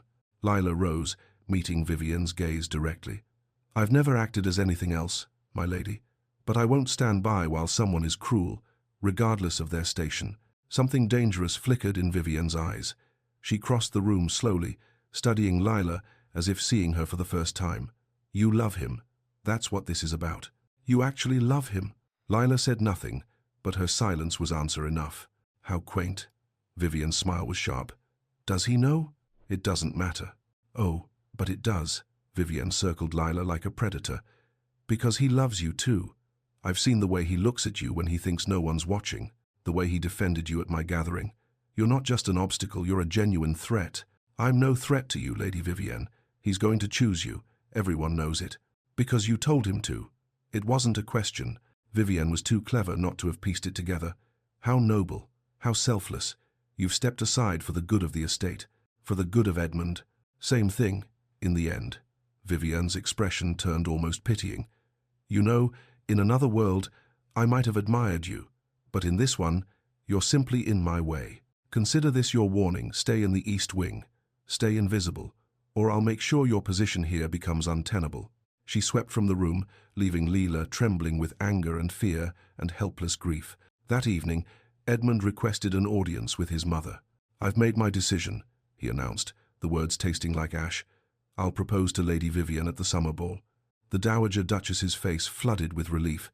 "Oh, Edmund, that's wonderful. She'll make an excellent duchess, intelligent, capable, from a good family. Your father would be so pleased." Edmund nodded mechanically. His father would have been pleased. The tenants would be provided for, the alliances would be secured, everything would work out exactly as it should. He returned to his chambers and stood at the window, looking out over the darkened gardens where he'd first spoken with Lila. Somewhere in the East Wing, she was probably preparing for bed, believing she'd saved him from making a terrible mistake. In 1 week, he would announce his engagement to Lady Vivienne. In 1 week, he would do his duty, honor his father's memory, secure his estate's future. In 1 week, he would destroy the only happiness he'd ever known. Edmund pressed his forehead against the cool glass and tried to convince himself he was doing the right thing. The hollow ache in his chest suggested otherwise.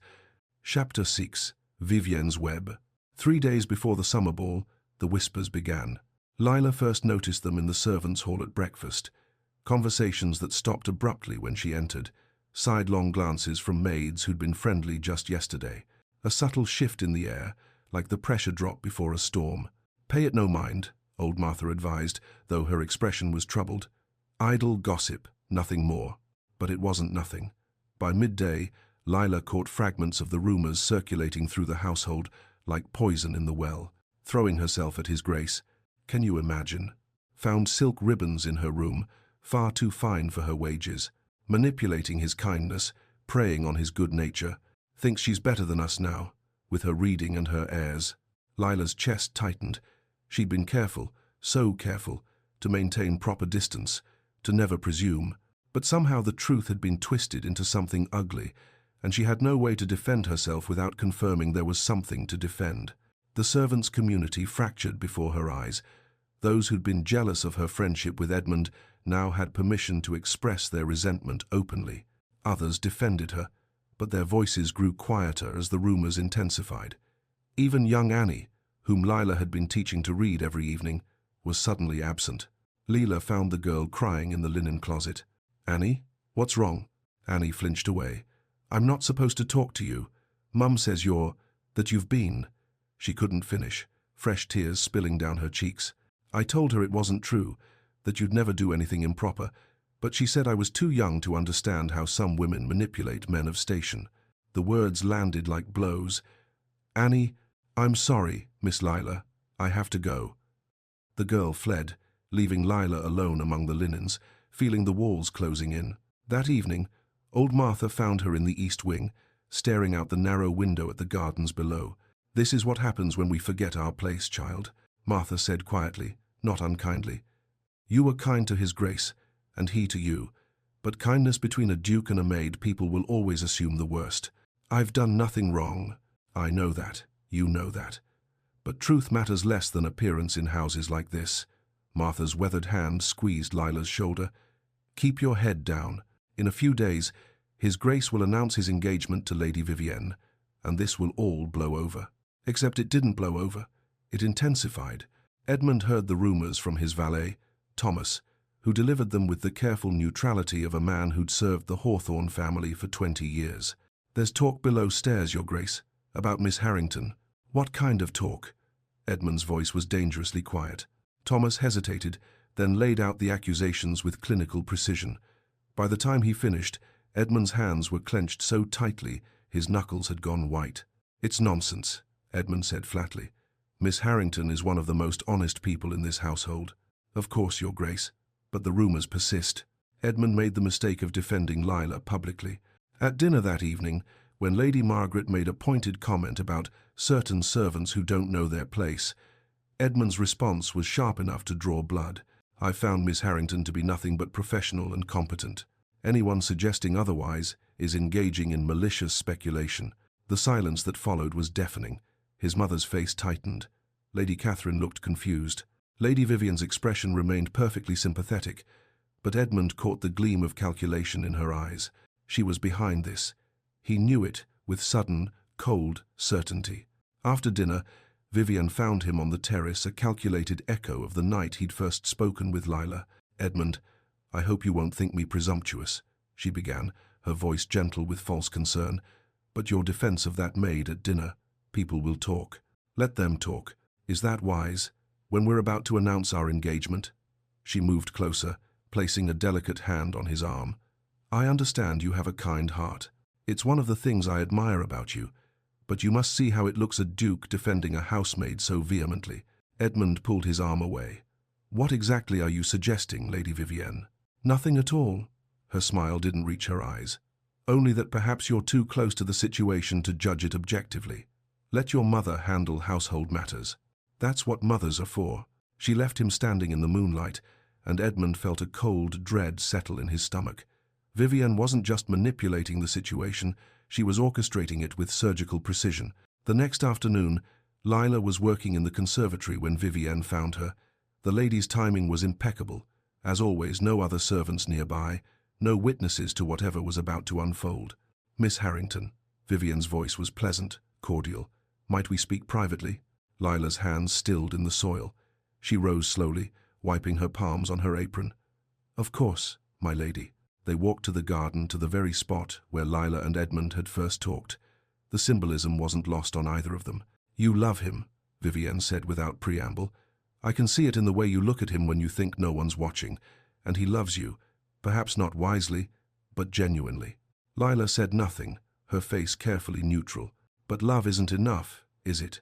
Vivienne continued, her tone almost sympathetic. "You know that. You've told him that. You've done the noble thing, stepped aside for the good of the estate. I actually respect that. Then what do you want, Lady Vivienne?" "I want to offer you a choice." Vivienne's expression hardened slightly. "Leave now, quietly, with a generous sum, enough to start that shop you dream of, build a new life somewhere far from here. Or stay, and I'll ensure you're dismissed without references, branded a thief and a seductress. Your name will be so tarnished no respectable household will employ you."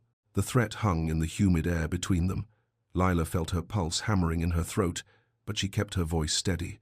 "I won't be bought, and I won't be threatened. If I'm to be dismissed, let it be for something I actually did." Vivienne's mask of sympathy dropped entirely. "You truly are a fool.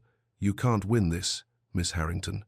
Even if Edmund chose you, which would destroy his family's standing and impoverish his tenants, you'd make him miserable. In a year, he'd resent you. In 5, he'd hate you. I'm offering you a way to keep your dignity and your future. Take it." "No." "As you wish." Vivienne's smile was cold as winter. "Don't say I didn't warn you." She swept from the garden, leaving Lila trembling with anger and fear. The trap sprang that evening. Lady Vivienne appeared in the drawing room where the Dowager Duchess was taking tea, her face pale with distress. "Your Grace, I'm so sorry to disturb you, but I've lost my mother's pearl necklace. It's a family heirloom. I'm devastated." The Dowager immediately summoned the housekeeper. A search was organized. Vivienne was tearful but brave, insisting she didn't want to cause trouble, that surely it had simply been misplaced. "Perhaps we should search the servants' quarters," Mrs. Henderson suggested reluctantly, "just to be thorough." "Oh, I hate to suggest such a thing," Vivienne said, her voice breaking perfectly. "I trust your staff implicitly, but Mother's necklace, it's irreplaceable." The search began systematically, room by room, trunk by trunk. The servants gathered in the hallway, watching with a mixture of fear and morbid curiosity. When they reached Lila's small room in the east wing, she stood aside calmly, her chin lifted. "Search whatever you need to. I have nothing to hide." Mrs. Henderson opened Lila's trunk, the battered thing that held all her worldly possessions. Beneath her spare uniform and her mother's shawl, wrapped carefully in cloth, was a strand of perfect pearls. The hallway erupted. Gasps, whispers, accusations. "I didn't take it," Lila said, her voice steady despite the blood draining from her face. "I've never stolen anything in my life. Someone put that there." "Miss Harrington," Mrs. Henderson's voice was heavy with disappointment, "I would never have believed it of you." "Because it's not true," Lila's composure finally cracked. "I don't know how it got there, but I didn't take it." "Who else has access to your room?" one of the other maids asked snidely. "Only you, Miss High and Mighty." The scene devolved into chaos, servants arguing, accusing, defending. Lila stood in the center of it, maintaining her dignity even as her world collapsed around her. That's when Edmund arrived, drawn by the commotion. He took in the scene with a single glance, Lila pale and shaking, the pearls in Mrs. Henderson's hand, Vivian's perfectly distressed expression. "What's happening here?" His voice cut through the noise like a knife. "Your Grace," Mrs. Henderson began, "I regret to inform you that Lady Vivian's necklace was found in Miss Harrington's possession." "That's impossible. Lila would never steal." "Edmund," his mother appeared behind him, summoned by a servant. Her face was grave. "This is a household matter. Let me handle it." "Mother, I'm telling you, she didn't." "You're too close to this situation to judge objectively," the Dowager said firmly. She turned to Lila, her expression more sorrowful than angry. "Miss Harrington, you'll be confined to your quarters pending a full investigation. Depending on what we find, you may be dismissed without references." "Your Grace, please." Lila's voice finally broke. "I didn't do this." "Then how did my necklace end up in your trunk?" Vivian asked, her voice quavering with hurt. "I don't want to believe it of you, but the evidence." Edmund stepped forward. "Mother, this is wrong. Someone is framing her." "Edmund, enough." The Dowager's voice was sharp. "You're making a spectacle of yourself. This is exactly the kind of behavior that's fueling these unfortunate rumors. Go to your study, now." For a moment, Edmund looked like he might refuse. His eyes met Lila's across the crowded hallway, and she saw his anguish, his fury, his helplessness. She gave a tiny shake of her head. Don't throw everything away for this." Edmund's jaw clenched, but he stepped back. "This isn't over," he said quietly. "No," his mother agreed. "We'll conduct a thorough investigation. But for now, Miss Harrington, you'll remain in your quarters. Mrs. Henderson, please see to it." Lila walked to her room with her head high, flanked by Mrs. Henderson like a criminal. Behind her, she heard the whispers resume, louder now, vindicated. The door closed, the lock turned. Lila sat on her narrow bed in the gathering darkness, surrounded by the few possessions that defined her small life, and finally let the tears come. Not for herself, but for Edmund, who would blame himself for this, for Annie, who would lose her reading lessons, for the dream of what might have been in a kinder world. Through the thin walls, she could hear the household settling for the night, the normal rhythms of life continuing as if her world hadn't just shattered. In 3 days, Edmund would announce his engagement to Lady Vivian at the summer ball, and Lila would be long gone, dismissed in disgrace, her reputation destroyed so thoroughly she'd never work in a respectable household again. Vivian had won. The realization settled over Lila like a shroud, heavy and suffocating and final. Chapter 7. Truth and Consequences. Edmund didn't sleep. He spent the night pacing his chambers, replaying the evening's events, noting every inconsistency, every detail that didn't align. By dawn, he'd made his decision. His mother had ordered him to stay out of household matters. He was about to disobey her for the first time in his life. "Thomas," he said when his valet arrived to help him dress, "I need your help." Quietly. Thomas's expression remained carefully neutral. "Your Grace?" "The accusations against Miss Harrington. Something isn't right. I need you to ask questions below stairs carefully. Who saw what, when? Find out if anyone noticed anything unusual yesterday." "Your Grace," the Dowager Duchess was quite clear. "I know what my mother said, but I also know Lila Harrington, and she's no thief. Someone is lying, and I intend to find out who." Thomas hesitated only a moment. "Very well, Your Grace. I'll see what I can learn." While Edmund worked above stairs, Lila worked below. Confined to her small room, she refused to surrender to despair. Instead, she pulled out paper and pencil, precious commodities she'd saved for her reading lessons with Annie, and began to write. The letter to old Martha was precise, methodical, detailing her exact movements yesterday. She'd been in the conservatory from morning until noon, the head gardener could confirm it. She'd taken lunch in the servants' hall, at least a dozen people had seen her. She'd spent the afternoon in the east wing, scrubbing floors with 2 other maids who could vouch for her whereabouts. At no point had she been alone long enough to steal anything, let alone hide it in her own room. The timeline didn't work. "Please, Martha," she wrote, "ask questions. Someone must have seen something.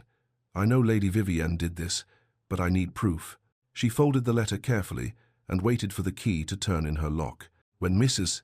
Henderson brought her breakfast tray, plain porridge and weak tea, a pointed demotion from the servant's usual fare. Lila pressed the letter into old Martha's hands as she collected the tray from the previous evening. "Please," Lila whispered, "read it. Help me." Martha's weathered face was troubled, but she tucked the letter into her apron and nodded once. By mid-morning, both investigations were bearing fruit. Thomas reported to Edmund in the library, his voice low. "The timeline is impossible, Your Grace. Miss Harrington was accounted for all day. She couldn't have taken the necklace when Lady Vivienne claims it went missing. Did anyone see Vivienne in the servants' quarters? That's where it gets interesting." Thomas glanced toward the door, ensuring privacy. Several servants noticed her asking questions about Miss Harrington's schedule yesterday morning, and one of the scullery maids, Annie, I believe, seemed frightened when I asked if she'd seen anything unusual. Meanwhile, Martha had cornered young Annie in the linen closet, the same place Lila had found her crying days before. "Child," Martha said gently, "I need you to tell me the truth. Did you see something yesterday? Something involving Lady Vivienne?" Annie's eyes filled with tears. "I'll get in trouble." "You're already in trouble if you know something and don't speak. That's called lying by omission." Martha softened her tone. "But if you were somewhere you weren't supposed to be, and you saw something important, telling the truth might help someone innocent." The story tumbled out in fits and starts.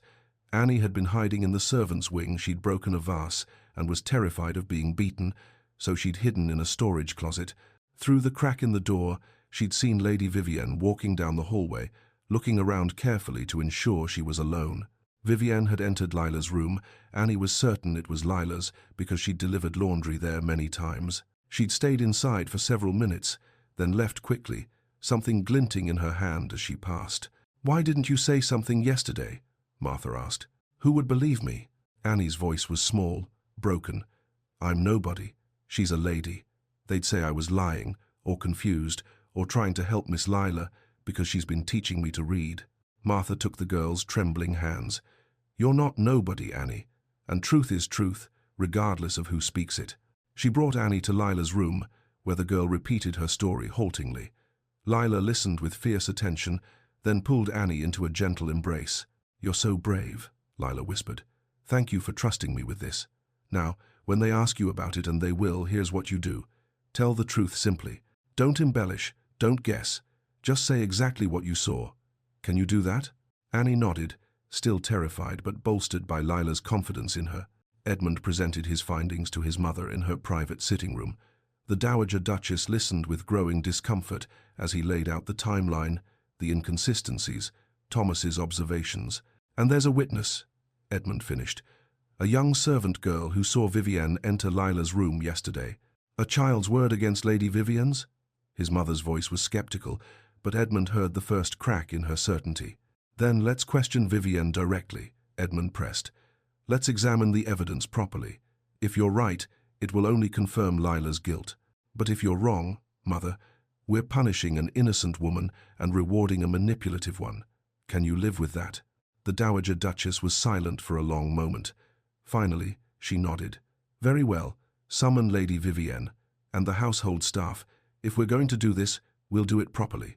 The confrontation took place in the drawing room, with the full household assembled.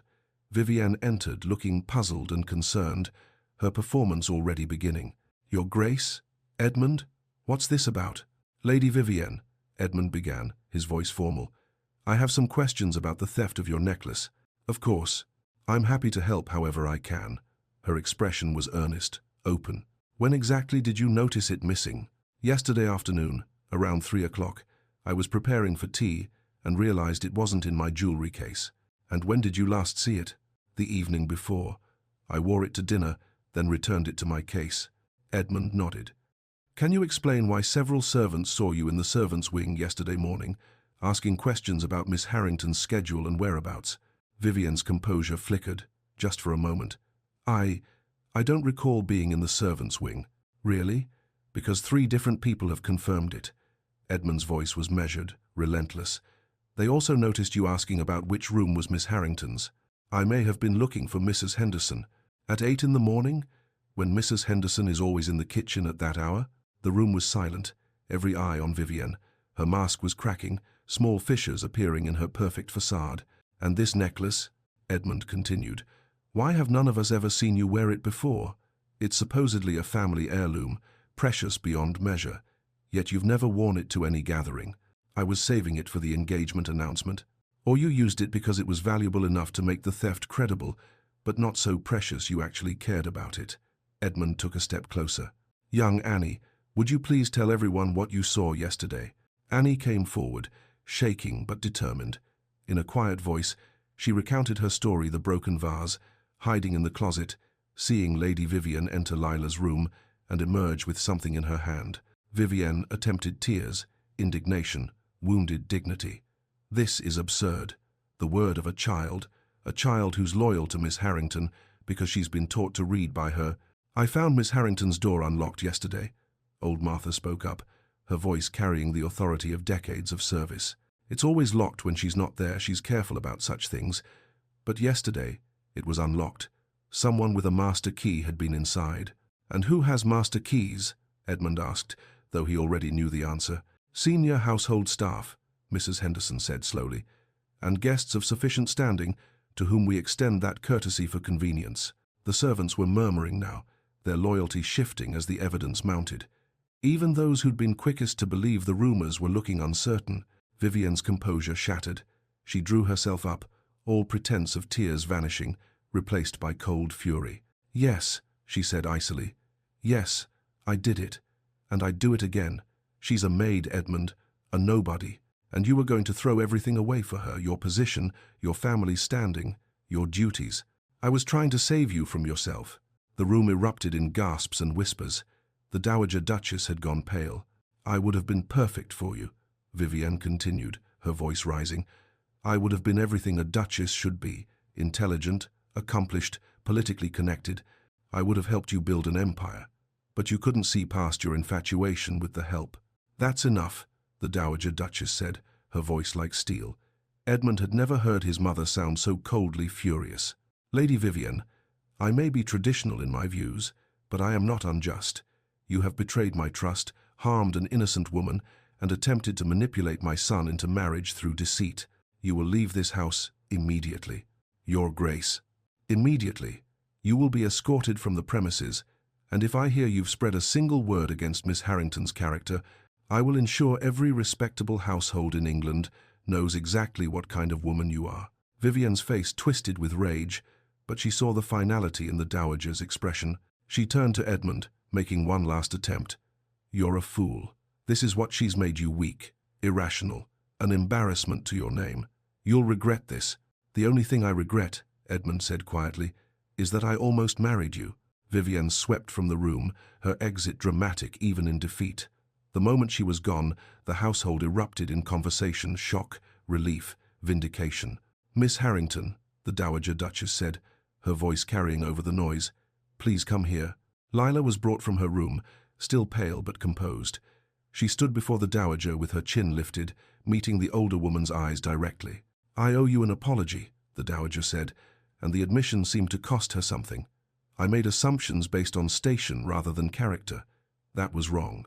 Your name is cleared, your position restored, with the household's full apology. Thank you, Your Grace. Lila's voice was steady, but Edmund saw her hands trembling. The servants dispersed, returning to their duties, but the damage lingered in sidelong glances and whispered conversations. Lila was vindicated, but she was also now the maid the Duke fought for, a curiosity, a scandal, a disruption to the natural order. Edmund found her in her room an hour later, packing her few belongings into her battered trunk. Lila, what are you doing? She didn't look up. I can't stay here, Edmund. Everything is different now. The other servants look at me differently. Your mother looks at me differently. I don't belong anywhere anymore. Then belong with me. Her hands stilled on the worn fabric of her mother's shawl. As what? Your mistress.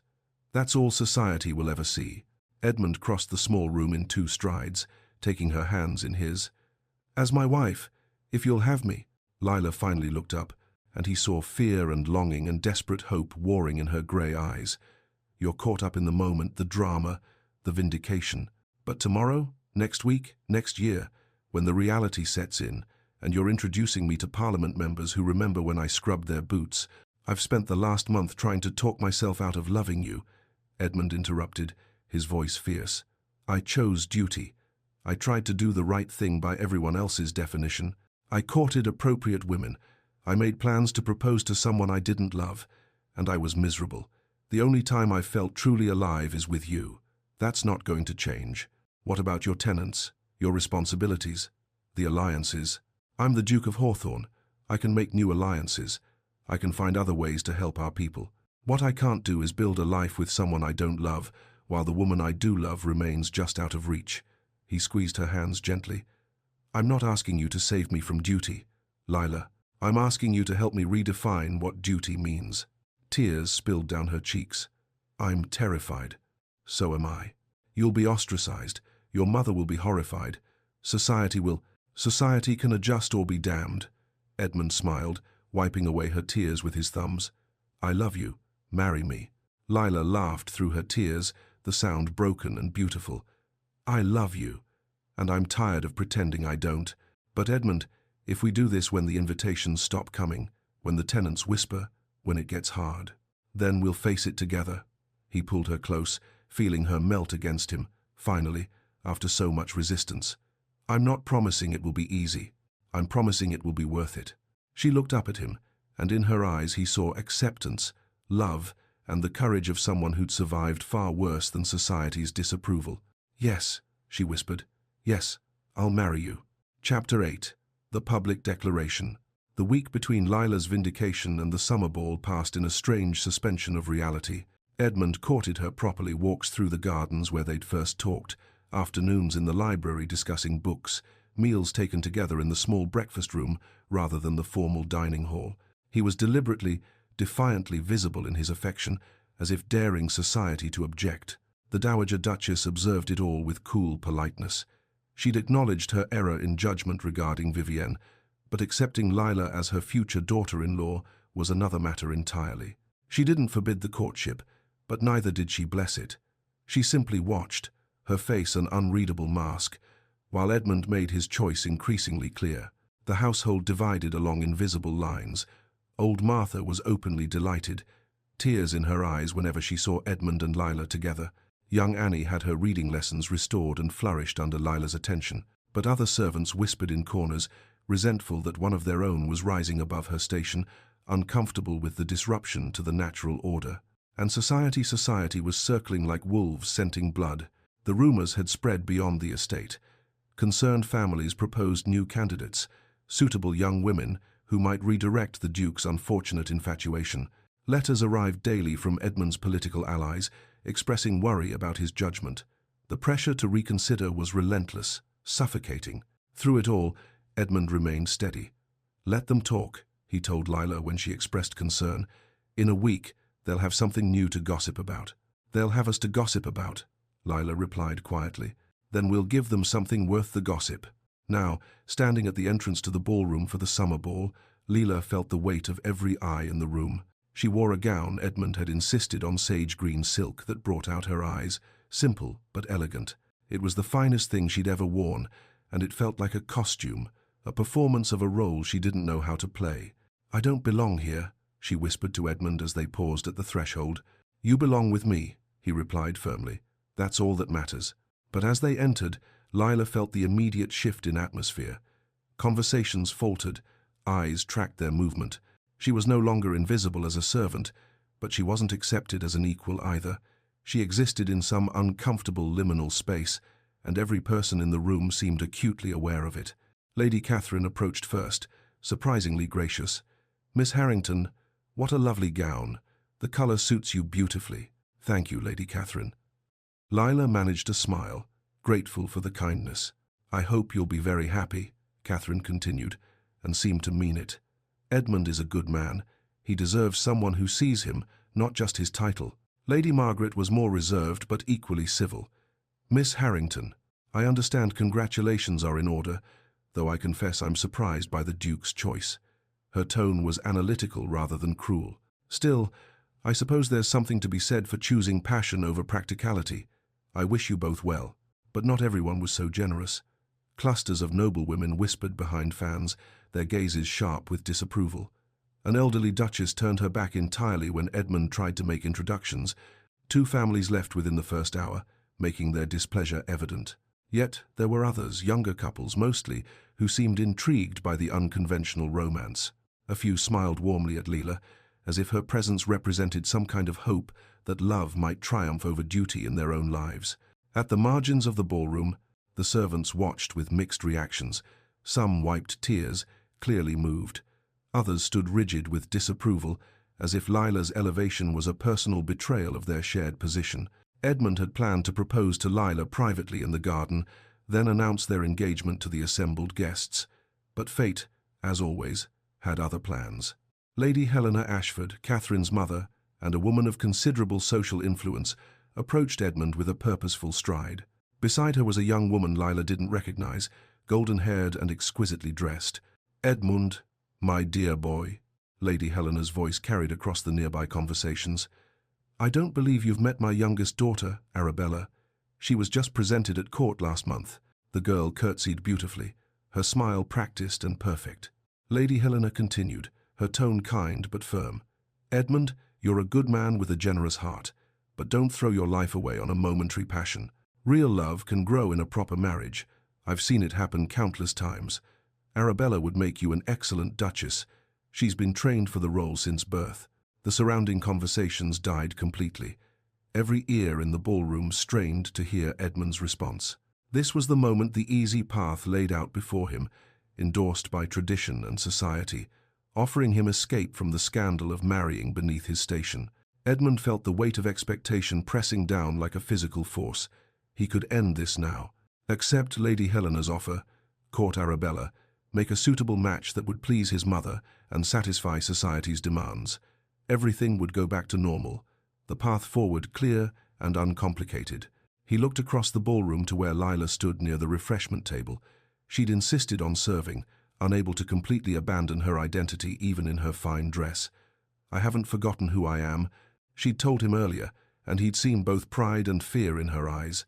As he watched, an elderly nobleman gestured dismissively toward her, clearly ordering her to fetch him champagne. Lila's face remained composed, dignified, not engaging with the rudeness but not cowering either. She simply redirected him to one of the actual servants with quiet grace, then stepped back into the shadows. In that moment, Edmund saw everything he loved about her, her strength, her integrity, her refusal to pretend to be something she wasn't. She wasn't performing for society.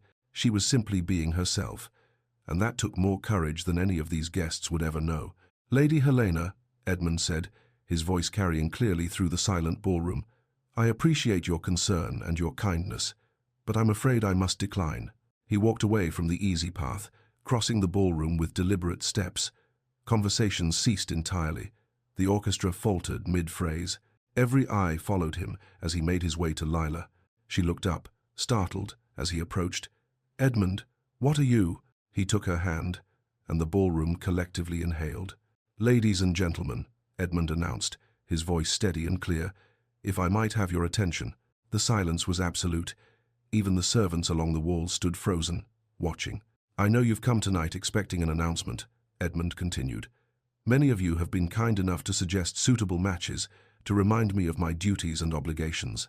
My mother, my advisors, my friends all have offered counsel on choosing a wife who would strengthen alliances, increase wealth, secure political advantage." He paused, looking out at the sea of faces, some curious, some disapproving, all waiting. "My father taught me that duty was paramount, that the Hawthorne name meant something, that every choice I made would affect hundreds of lives." He was right. "But my father also taught me that true nobility lies in character, not birth, in integrity, not title, in the choices we make when it would be easier to choose otherwise." Edmund tightened his grip on Lila's hand. She was trembling, but she didn't pull away. "I've spent the past months courting appropriate women, trying to make the rational choice, attempting to do what everyone expected of me, and I was miserable, empty, going through motions while feeling nothing." His voice roughened with emotion. "I've learned that there's nothing rational about love, and nothing more important." He turned to face Lila directly now, speaking to her though his words carried to everyone. "Miss Lila Harrington has shown me what true worth means. She has never asked for anything from me, never sought to elevate herself. She has only been honest, kind, and true. She reads poetry because it speaks to her soul. She teaches servant girls to read because she believes knowledge should belong to everyone. She tends gardens and finds beauty in small, quiet things. She sees me not the Duke, not the title, but Edmund, just Edmund. Tears were streaming down Lila's face now, but she was smiling. Edmund dropped to one knee, and the ballroom erupted in gasps and whispers. "Will you marry me, Lila? Will you help me build a life where duty and love aren't opposing forces but work together, where we can honor our responsibilities while being true to ourselves?" For a moment, Lila couldn't speak. She looked at Edmund kneeling before her, at the hundreds of faces watching with judgment or fascination or hope. She thought of everything this choice would cost them, both the social ostracism, the lost alliances, the endless scrutiny. Then she thought of library conversations and garden walks and being seen, truly seen, for the first time in her life. "Yes," she whispered, then louder, stronger. "Yes, though I don't know how to be a duchess." Edmund stood, pulling her into his arms. "Then we'll learn together." He kissed her, right there in the middle of the ballroom, and the room exploded into chaos. Some guests stood and left immediately, their faces twisted with scandal and disapproval. The sound of departing carriages began almost instantly, a steady stream of protest. Others remained but whispered furiously behind fans, the gossip spreading like wildfire through the room. But some, a surprising number, smiled. A few younger women wiped tears. One gentleman began to applaud, and others slowly joined, until a scattered, uncertain ovation rippled through those who remained. The servants' reactions were equally divided. Old Martha stood at the servants' entrance, openly crying, her weathered face radiant with joy. Young Annie bounced on her toes, beaming, but others stood rigid with disapproval or confusion, their world order fundamentally disrupted. All eyes turned to the Dowager Duchess. She sat in her chair, face unreadable, while her son held a housemaid in his arms, and half the ballroom departed in protest. The moment stretched, taut as a wire, everyone waiting to see which way she would fall.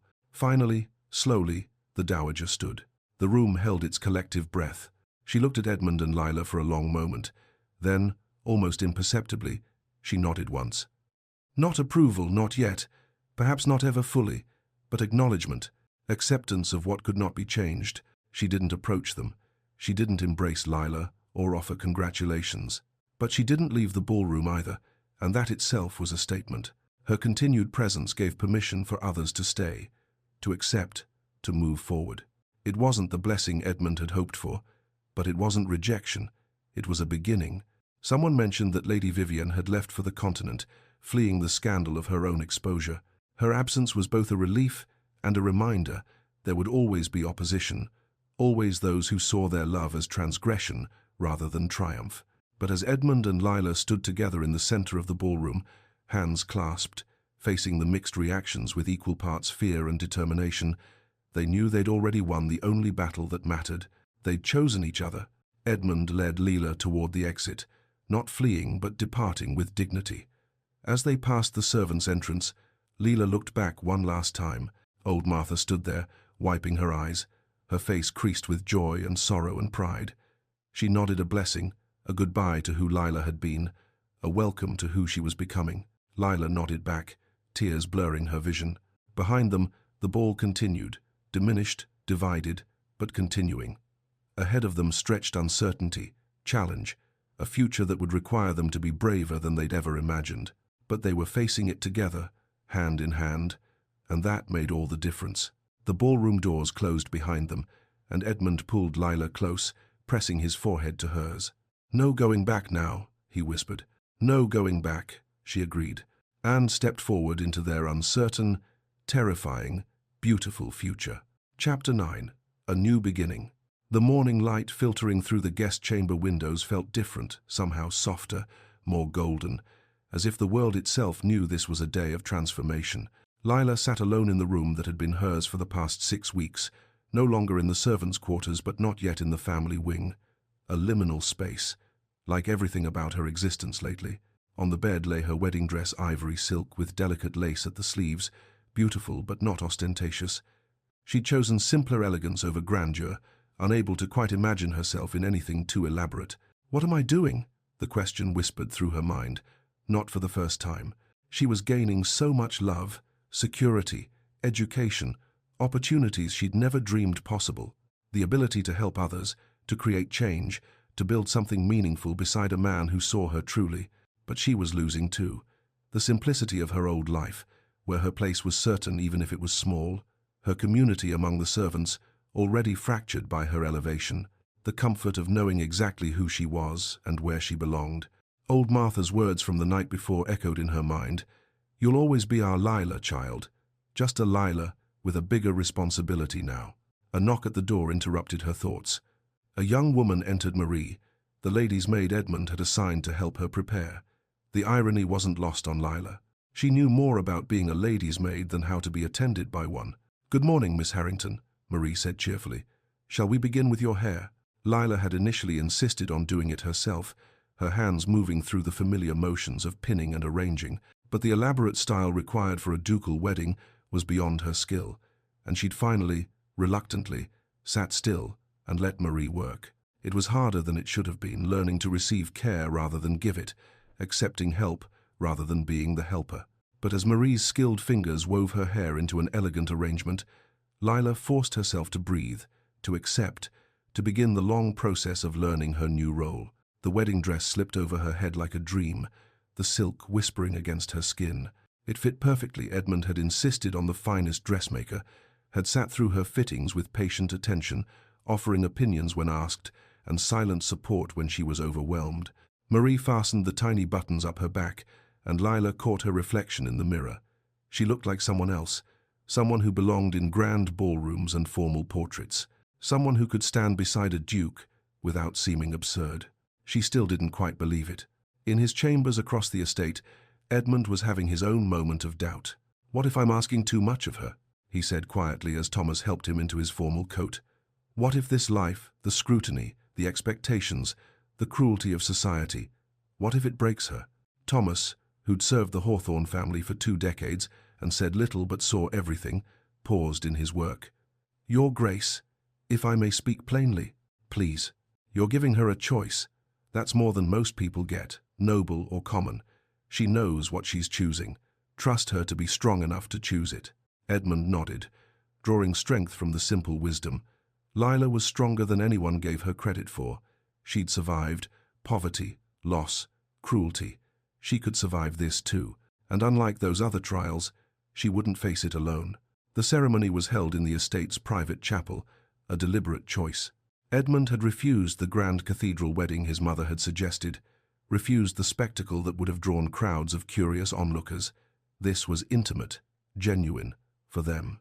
The guests were few. Roughly half the families who'd attended the summer ball had come a stark reminder of the social cost of their choice. Empty pews where influential nobles should have sat spoke volumes about the bridges they'd burned. But those who had come seemed genuinely pleased. Lady Catherine sat near the front, her kind face beaming. Lady Margaret was there too, her expression thoughtful rather than disapproving, and in the very front row, in seats traditionally reserved for family, sat old Martha and young Annie, both in their finest dresses, both crying happy tears. The servants lined the back of the chapel, another break with tradition, but Edmund had insisted. "Lila's family is here," he'd told his mother firmly. "They will be welcomed." The Dowager Duchess arrived late, and for a terrible moment, Lila feared she wouldn't come at all. But then she swept into the small antechamber where Lila was waiting, and in her hands was a velvet box. "Your Grace," Lila curtsied, still uncertain how to address her future mother-in-law. "Stop that," the Dowager said, not unkindly. "We're about to be family. Formality seems excessive." She opened the box to reveal a necklace, sapphires set in silver, clearly ancient, clearly precious. "This is the Hawthorne necklace. It's been given to every Duchess of Hawthorne for 6 generations. Lila's breath caught. "I couldn't possibly." "You can. You must." The Dowager stepped forward and fastened the necklace around Lila's throat. The weight of it was substantial: history, responsibility, acceptance, all at once.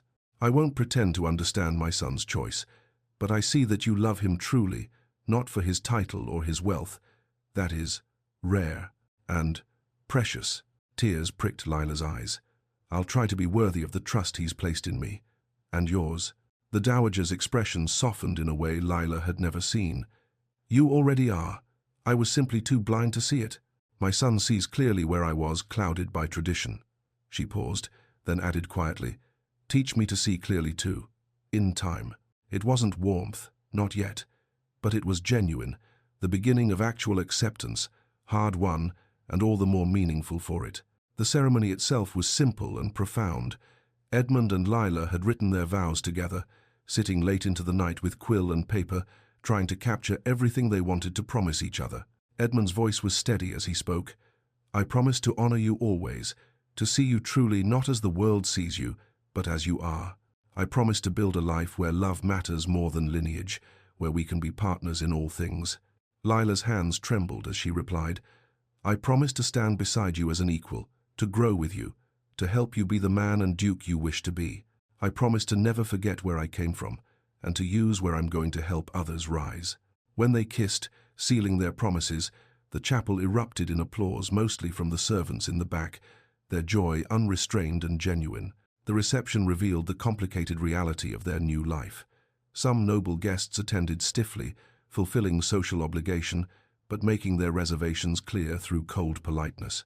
Others were genuinely warm, intrigued by the love story, perhaps seeing hope for their own unconventional desires. The servants celebrated openly, their presence at the reception another deliberate break with tradition. They saw one of their own elevated and felt, perhaps for the first time, that the rigid boundaries of class might be more permeable than they'd believed. Young Annie approached shyly, pressing something into Lila's hand. "I made this for you, Your Grace." "Just Lila," Lila said gently. "To you, always just Lila." It was a bookmark, carefully embroidered with flowers, and the words, "So you never stop reading." Lila pulled the girl into a fierce hug, not caring who saw, not caring about propriety. Not everything was joyful. At one point, Lila overheard a nobleman mutter to his companion, "Elevation through seduction, tale as old as time." Before Lila could react, Edmund was there, his voice cold as winter. "Lord Pemberton, I believe you have something to say to my wife. An apology, perhaps, for your unconscionable rudeness." The man paled, stammered an apology, and fled. Edmund's message was clear. Lila would be protected, respected, or those who couldn't manage it would no longer be welcome. During his wedding speech, Edmund surprised everyone by announcing changes to the estate's practices, improved wages for workers, better living conditions in the servants' quarters, and most significantly, a school to be established for servants' children, boys and girls, both where they could learn to read, write, and perhaps dream of futures beyond service. "Lila has shown me that potential exists everywhere, regardless of birth," he said, his hand finding hers on the table. "I intend to help nurture it. We intend to help nurture it." When Lila stood to speak, the room quieted with curiosity. "I don't pretend to have been born to this role," she began, her voice steady despite her nerves. "But I've spent my life learning, working, growing. I won't stop now. I hope to earn your respect, in time. And for those who cannot give it, I understand. Change is difficult, but I promise to honor this position, to serve our people well, and to never forget where I came from." Her dignity and humility won over even some skeptics. It was impossible not to admire her grace under pressure, her refusal to pretend she was something she wasn't. As the reception wound down, Lila slipped away to the servants' quarters one last time. Her old room stood empty, waiting to be reassigned. She stood in the doorway, breathing in the familiar scent: simple soap, worn wood, the faint mustiness of old linens. Her books were already packed, along with her mother's shawl, the only possessions she was taking from this life into the next. Everything else would stay, would be used by whoever came after. Old Martha found her there, crying quietly among the ghosts of who she'd been. "I'll miss our morning tea chats," Lila whispered, clinging to the older woman. "You'll be too busy for an old woman now," Martha said, but her voice was thick with emotion. "Never. Your family. That doesn't change." Lila pulled back, looking into Martha's weathered face. "Promise me you'll still scold me when I need it. Promise me that doesn't change." "Oh, child," Martha cupped Lila's face gently. "Some things never change. I'll still be here, still drinking tea too strong and watching the sun rise, and you'll always have a place in my heart, Duchess or no." Edmund appeared in the doorway, and Martha tactfully withdrew.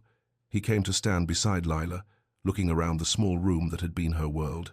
"You're allowed to mourn what you're losing," he said quietly, "even while gaining something else." I'm not sorry, Lila said quickly. It's a lot of change. We'll face it together. All of it. The good and the difficult. He took her hand, and they walked together to the ducal chambers, her new home, their shared future.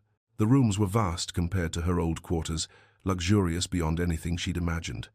Edmund led her to the window, and they stood together looking out over the moonlit estate. It's beautiful, Lila breathed, and terrifying. We'll make it ours, Edmund promised. Not my father's legacy or my mother's traditions, but ours. We'll keep what works and change what doesn't. They talked late into the night, making plans. Lila would continue teaching servants to read. Edmund would modernize estate practices, improve workers' conditions. Together, they would try to build something better than what they'd inherited. At one point, Edmund pulled her to her feet. You'll need to know formal dances. Let me teach you. They moved through the steps, Lila stumbling, Edmund patient. When she stepped on his foot for the third time, they both dissolved into laughter, the tension breaking into something lighter, more joyful. I'm hopeless, Lila said, still giggling. You're learning. There's a difference. They collapsed onto the settee, breathless and happy. Lila looked at Edmund, her husband, her partner, her impossible, improbable future, and felt the weight of everything they'd overcome and everything still ahead. I'm still terrified, you know, she admitted quietly. So am I. Edmund pulled her close, pressing a kiss to her temple. But I'd rather be terrified with you than comfortable without you. Even when I step on your feet during the first formal ball, especially then. Lila tilted her face up, and he kissed her properly, soft, sweet, full of promise. When they pulled apart, she rested her forehead against his. We're going to make mistakes, she whispered. Undoubtedly. People will judge us. Let them. It's going to be hard. Yes. Edmund's arms tightened around her. But it will also be beautiful. We'll make it beautiful. Outside, the estate settled into sleep. The servants in their quarters, the nobles in their distant homes, the Dowager Duchess in her wing, all of them adjusting to this new reality where a maid had become a duchess and love had trumped tradition. Inside the ducal chambers, Edmund and Lila sat together in the window seat, watching the stars emerge, talking about books and gardens and dreams for the future. They were still learning, still adjusting, still terrified of all the ways they might fail, but they were doing it together, and that made all the difference. The story of the Duke and the Maid would be told for generations, sometimes as scandal, sometimes as romance, sometimes as cautionary tale. But for Edmund and Lila, it was simply the beginning of their life together. Imperfect, uncertain, hard-won, and real. And absolutely, undeniably, worth it. And so, Edmund and Lila began their new life together, not as duke and servant, but as partners who chose love over convention, courage over comfort, and each other over everything else the world expected of them. Their journey wasn't easy. Society didn't transform overnight, and there were struggles ahead, whispers that would follow them for years, relationships that would never quite mend, moments when the weight of their choice would feel almost too heavy to bear. But they faced it all together, hand in hand, building something beautiful from the broken pieces of expectation. Lila never forgot where she came from. She continued teaching servants to read, established the school Edmund had promised, and used her position to open doors that had always been closed to people like her. And Edmund learned that true nobility isn't inherited, it's earned through the choices we make and the people we choose to become. As for the Dowager Duchess, well, that's a story for another time. Let's just say that even the most traditional hearts can learn to see clearly, given time and a daughter-in-law with patience and grace. If Edmund and Lila's story touched your heart, I'd love to hear from you in the comments below. Have you ever had to choose between duty and desire, between what others expected and what your heart truly wanted? Share your story. I read every single comment, and your experiences inspire the stories I create. If you enjoyed this tale of forbidden love and second chances, please give this video a thumbs up. It helps more people discover these stories and reminds me that you want more content like this. Don't forget to subscribe and hit that notification bell so you never miss a new story. I post fresh historical romances every week, each one exploring love that defies expectations, characters who choose courage over conformity, and endings that prove that sometimes the heart knows better than society ever could. Which story should I tell next? I'm working on several new tales. Would you prefer another Victorian romance? Perhaps a Regency-era love story? Or maybe something set in the Georgian period? Let me know in the comments, and your votes will help decide what comes next. And if you're craving more stories right now, check out the playlist I've linked in the description below. Hours of historical romances featuring strong heroines, swoon-worthy heroes, and love stories that triumph against all odds. Share this video with someone who believes in the power of true love, who understands that real worth has nothing to do with titles or birth, who needs to be reminded that choosing your own path even when it's terrifying is always worth it. Thank you so much for listening, for supporting this channel, and for joining Edmund and Lila on their journey from the ballroom to forever. Your presence here means the world to me. Until next time, dear listeners, may you always have the courage to choose love, the strength to choose yourself, and the wisdom to know that the best stories are the ones where we write our own endings. This is Lyra, and I'll see you in the next story. Sweet dreams, and may your own love story be as brave and beautiful as the ones we share here.